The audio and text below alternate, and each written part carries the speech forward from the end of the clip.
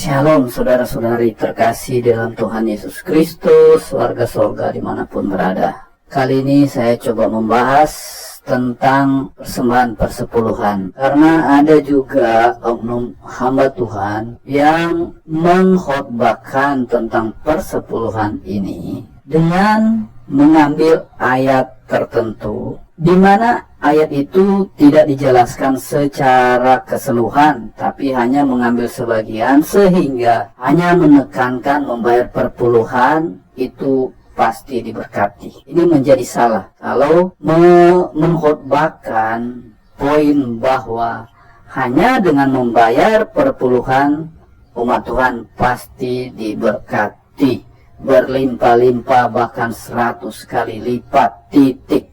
Ini menjadi salah kalau dipelajari konteks dari ayat itu. Ayat yang biasanya diambil adalah pada kitab Malaki 3 ayat 7-12. Tapi sebelum itu mari kita berdoa bersama-sama, mohon tuntunan Tuhan melalui kuasa Roh Kudus agar kita memahami hal yang sebenarnya dari firman Tuhan yang akan kita pelajari berikut ini.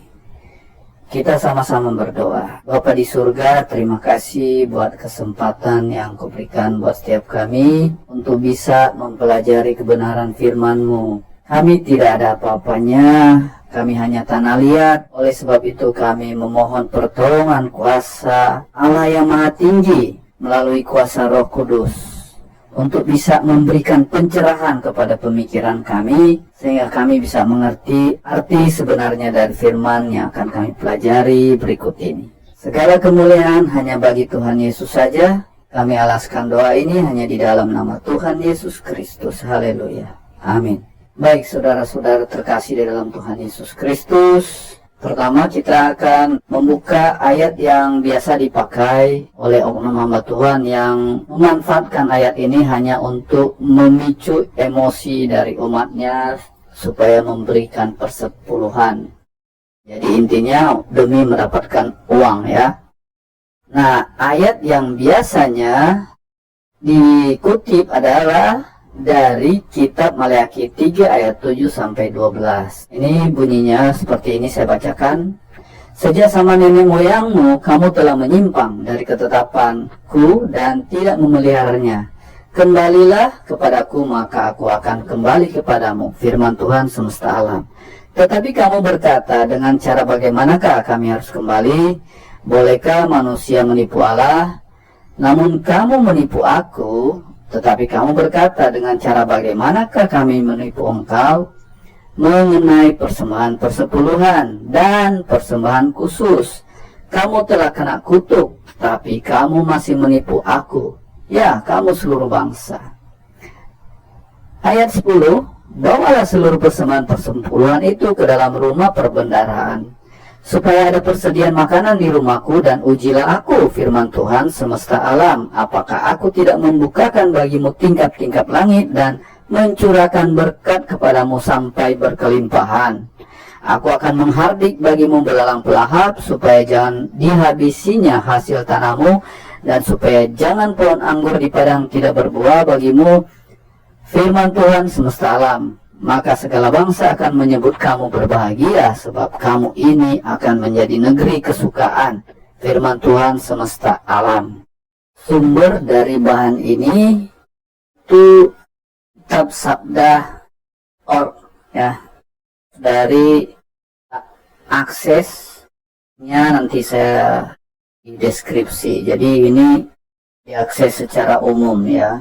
Ini ayat dipotong, hanya bagian ini yang dibahas, dikhotbahkan. Jadi kesannya hanya dengan membayar perpuluhan, membayar persembahan khusus, maka Tuhan akan mencurahkan berkat sampai berkelimpahan. Sebaliknya, kalau tidak membayar perpuluhan dan persembahan khusus, maka bisa ada belalang pelahap yang akan menghabisi hasil tanahmu. Jadi seperti ditakut-takuti umat Tuhan supaya kalian kalau bayar perpuluhan akan diberkati berlimpah. Bahkan Tuhan akan menjaga hasil usahamu sehingga tidak dimakan oleh belalang pelahap. Berarti sebaliknya kalau umat Tuhan tidak membayar perpuluhan, maka hasilnya itu akan masuk seperti pada kantong bolong ya, ada hasil tapi nggak ada kelihatan hasilnya. Nah, kalau hanya ditekankan pada potongan ayat-ayat ini dengan menekankan hanya membayar perpuluhan pasti diberkati, titik,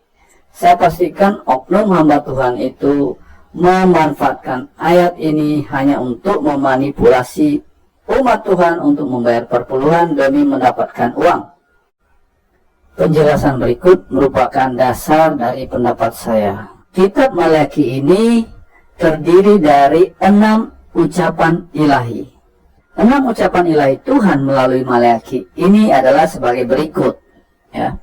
Yang pertama, Allah menegaskan kasih perjanjiannya kepada Israel. Bagian ini bisa dibaca di pasal 1 ayat 2 sampai ayat 5. Ucapan ilahi yang kedua menuduh imam karena mereka menjadi penjaga tidak setia dari hubungan perjanjian di antara Allah dan Israel. Bagian ini bisa dibaca di pasal 1 ayat 6 sampai pasal 2 ayat 9. Pada bagian ini Tuhan sedang meminta para imam untuk bertobat dari segala pelanggaran mereka. Mereka menghina mezbah Tuhan pada ayat 7. Mereka korupsi dengan membawa hewan cacat untuk kurban. Padahal mereka mendapatkan hewan yang tidak cacat dari umat. Ada di ayat 8. Dan mereka mengajarkan hal yang salah. Ada di pasal 2 ayat 8. Ucapan ilahi yang ketiga menegur umat itu karena melanggar perjanjian yang dibuat dengan leluhur mereka. Pada ucapan ilahi yang ketiga ini, Allah meminta umatnya untuk bertobat dari pelanggaran mereka, yaitu di mana mereka menceraikan istrinya orang Israel, lalu kawin dengan perempuan yang bukan dari orang Israel, yaitu perempuan penyembah berhala. Ucapan ilahi yang keempat mengingatkan ke Israel akan kepastian hukuman Allah karena berdosa terhadap perjanjian. Ucapan ilahi yang kelima memanggil seluruh masyarakat Yahudi pasca pembuangan di Palestina untuk bertobat dan berbalik kepada Tuhan supaya mereka sekali lagi dapat diberkati oleh Tuhan. Ucapan ilahi yang keenam mengacu kepada kitab peringatan. Allah mengenal orang-orang yang takut akan Dia dan menghormati namanya. Dari bagian-bagian firman Tuhan kitab Maleakhi yang telah kita bahas tadi, sangat jelas bahwa kitab Maleakhi ini merupakan satu keutuhan yang menyerukan atau mengajak umat Israel itu untuk bertobat. Yang imam-imam diajak bertobat dari pelanggaran mereka, di mana mereka mencemarkan mezbah dengan persembahan yang tidak layak, roti yang tidak layak, kurban hewan yang cacat. Tuhan melalui Nabi Maleakhi menyerukan imam-imam untuk bertobat. Berikut ajakan secara khusus kepada umat Israel untuk kembali bertobat dari pelanggaran mereka yang menceraikan istri mereka orang Israel dan menikah dengan perempuan yang bukan orang Israel atau perempuan dari bangsa-bangsa penyembah berhala, mungkin lebih cantik atau lebih muda. Nah, ini yang ditegur Tuhan supaya mereka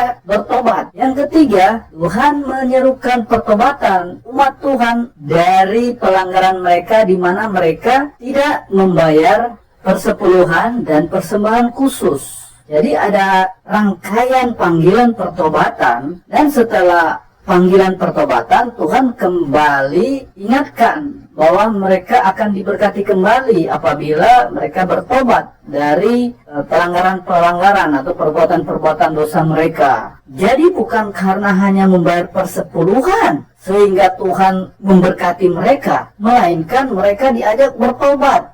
Imam-imam diajak bertobat, umat diajak bertobat dari pelanggaran-pelanggaran mereka yang sedang mereka lakukan. Dan Tuhan bilang Tuhan akan berkati. Yang menjadi masalahnya, oknum pendeta sekarang ini hanya mengutip membayar perpuluhan dan Tuhan akan memberkati. Itu yang menjadi salah. Bisa dikatakan itu menjadi pembohongan. agar umat takut dan membayar persepuluhan, agar umat tergiur dengan iming-iming diberkati dan membayar persepuluhan. Itu salah, itu konsep yang salah. Hanya bayar perpuluhan, Tuhan pasti berkati. Itu sama saja Tuhan itu pengganda uang. Kita kasih 10%, Tuhan kasih 100%. Padahal yang sebenarnya Tuhan menyerukan pertobatan, termasuk bertobat dari tidak membayar persepuluhan. Apakah orang Kristen yang setiap hari hidupnya itu melakukan dosa, merampok, korupsi, mencuri, menipu, menjual diri, dan mereka rajin membayar persepuluhan? Tentu Tuhan tidak akan memberkati mereka karena kehidupan mereka tidak berkenan di hadapan Tuhan.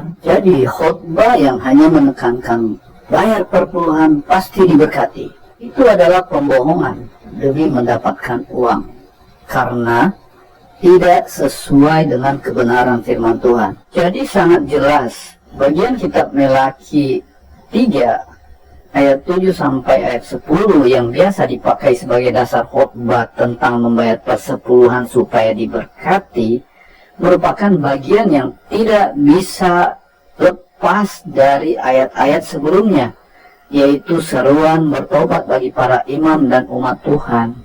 Dengan bertobat dari segala dosa mereka, Tuhan akan memberkati mereka kembali. Tuhan Yesus sudah katakan bahwa pada hari-hari menjelang kedatangannya nanti, salah satu tandanya adalah banyak nabi palsu. Itu tertulis di kitab Matius 24 ayat 11. Banyak nabi palsu akan muncul dan menyesatkan banyak orang.